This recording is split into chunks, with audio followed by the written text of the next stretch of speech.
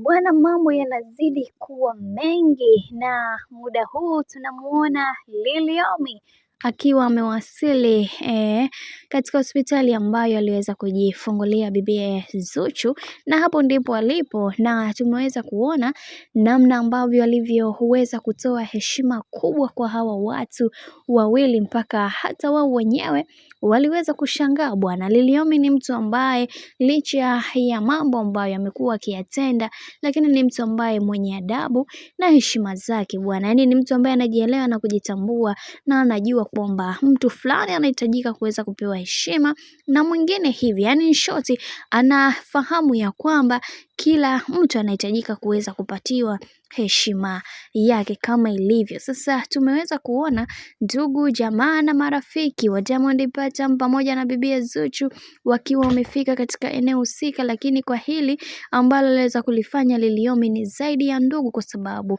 kilichowashangaza watu wengi ni kuweza kuonesha heshima kubwa sana katika maisha yake. Diamond Platnumz hakuweza kuona mtu kama Liliomi, jambo ambalo lilimfanya aweze kumuuliza maswali mawili na kumuuliza kwamba kwani ndugu yetu, mbona kama leo sikuelewi hivi, lakini kuna vingi ambavyo nimekuwa nikijifunza kupitia wewe. Lakini Diamond Platnumz hakuishia hapo, akamwambia kwamba okay, nimeshaelewa kwamba wewe hii ni tabia yako, nina muda mrefu sijaonana na wewe, ila nishagundua kwamba wewe ni mtu wa tabia hii. Na pia hata Zuchu aliweza kuzungumza akisema ya kwamba katika mtu ambaye ninayempenda kwa dhati kiukweli, huyu ni namba moja, kwa sababu ni mtu ambaye anatambua zuri na baya, na anajua ni kitu gani nifanye na ni kitu gani nisikifanye. Hili jambo limeweza kuwafurahisha watu wengi, na kila mtu